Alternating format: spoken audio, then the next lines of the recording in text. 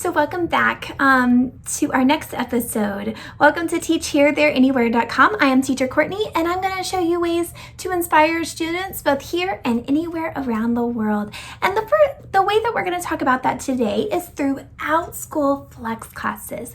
Outschool Flex classes are amazing classes that students can do on their own time. So if you have a shy student, they may not want to be interacting on an online platform where you're going, so-and-so, what would you like? Please participate. They might not want to be pointed out. They may just want to learn at their own pace and at their own convenience, right? So this is an amazing opportunity that Outschool provides through Flex classes. I taught something similar to this when I was teaching online 5th grade. But I've learned a whole lot because Outschool has a great platform, but you have to be very creative with their platform to make this work. Another thing is Outschool has now started requiring something outside of the Outschool platform in your proposal for Flex classes. So let me give you a little bit of some information on how I have created my Flex classes. Now, one thing that I find when I'm looking at my Flex classes is Outschool really wants student-teacher interaction. They also want student-student interaction, but I have gotten mine kicked back multiple times for this, and so I've kind of learned along the way what they're looking for. So they really want you to make sure that you are more than just responding to their assignments, but you are finding ways to engage your students in conversations. This is not just a product you're selling, but you are really making relationships with your assignments in your classrooms. Now, sometimes your students, when you try to make those interactions, don't really want to have them, and that's okay, but you need to show that you're trying, right? So let me kind of go through those things. So the first one is would you rather questions. So sometimes just to engage my students, I'll say, well, would you rather have this or this? And I'll try to relate it to whatever we're learning. So maybe I'm talking about a cooking class and we're making muffins, and I'll say, would you rather have blueberries or chocolate chips? Tell me why. And so that will bring some conversation in the classroom just to have those students talking and give each other ideas. Another way to do this would be 2 truths and a lie, where you tell 2 truths about something and 1 lie, and they have to go figure it out. So maybe, for example, in my culture class, maybe I could give 2 truths and a lie about like a country, and then the students have to go and do the research to find which ones are the truth and which one is the lie, and give proof based on their research. That's one idea. So that would be me giving that question, and then I would be going, are you sure about that?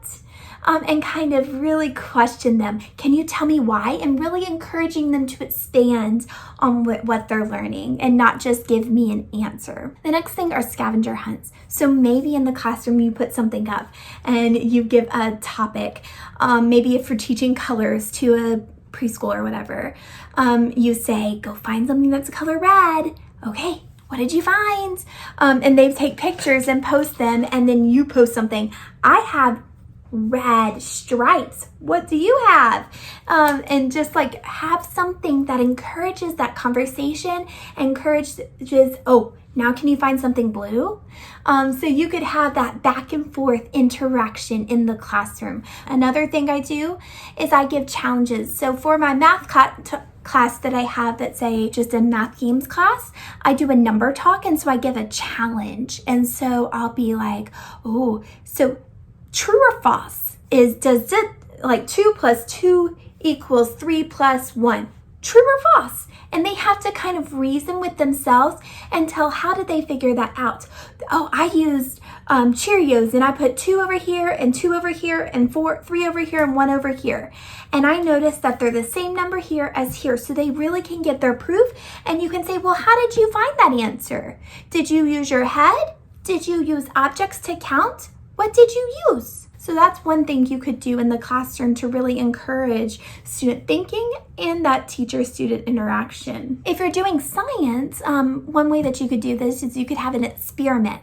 So you could actually make a video of an experiment and then say, what do you think happened? Or before, you could actually have them do a guess, and then maybe one day you could have the experiment, and the next thing you'll go, how did that work? What did we learn from that? And so I'm asking questions, but not only that, once a student posts, then maybe I respond to their post, making them think even more. So this is what's called academic talk in the classroom. So academic talk's a way like, I agree with you because, why did you think that? Where can I find that in the text or the story? Or, so what I heard you say was, and you could repeat what they say and make sure you understood it correctly. Or, can you add more to your answer? And maybe those are some of the things that you can use. You can find these questions and more support on this on my blog at teachherethereanywhere.com. Now, another thing you can do is that will encourage teacher-student interaction is to do analysis of their work. So allowing maybe teachers and students to be able to interact, to talk about what you're learning about and what they're doing and all of that. It can be very challenging, but again, I really encourage those academic talk stones that you're really encouraging them not just to submit their work and it's done. That way their teacher is really a part of the class and that they're able to participate. Now, student-to-student interaction is a lot easier. Student-to-student interaction can be through discussion questions. It can be through polls that you do. It could be through collaboration boards and lots of different things. And also you could use a thing called Flipgrid. Now Flipgrid has, with Outschool, certain reviewers pass it and say you have to have it, and other reviewers say it's not allowed. There are settings on Flipgrid that makes it not allowed because it requires a student to have an account. But if you do it the correct way, you actually don't need an account for your students. So it's pretty annoying that there are differing thoughts on what's required and how. So sometimes you'll send your proposal in and it would be accepted. And then if you send that exact same with a different topic, but kind of that same thing, it might be denied. And you're like, it just passed for that one. Why is that not good enough? But one of the downfalls of Outschool right now. I'm hoping they'll get those reviewing process and be a little bit more on board together for that. But right now, we're just having to deal with what we have, right? But, so when we talk about whatever other platforms you're using with Outschool to teach with, you do need to make sure that students do not need an account that they need to create, that they do not have to include an email, and that Outschool can access any of the information that you put on there. Okay, so there is a little bit.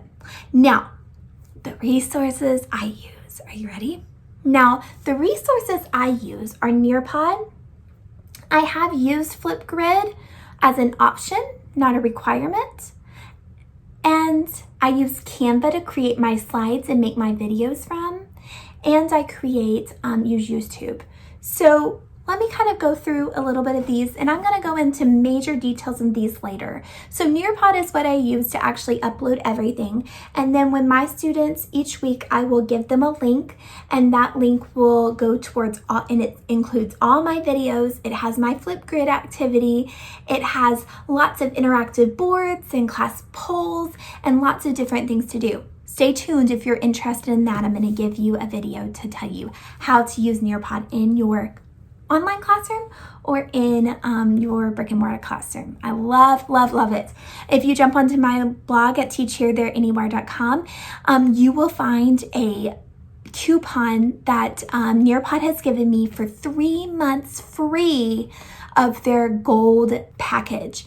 And that gold package is what you will need if you're going to use this with Outschool. The next thing I use is Canva. Canva is a great thing of making slideshows. I love the interaction. I love the ease of it. I love just that it saves online, so it relieves my desktop from being so full of all the PowerPoints, and I keep all of my PowerPoints for all of my classes in Outschool on Canva, just for ease of everything. So that is another thing I use. The last thing I use is YouTube, and you're going, well, I don't want my videos being seen by everyone. Well, I keep them unlisted, and then a student will get a link, and that if you have that link, it should be able to be used. So that's one way I use it. And sometimes I get complaints that people can't see it, but it should be able to be seen. So if you have an idea of why that would be happening, please let me know. I would really appreciate that. There are a lot of other things that people use.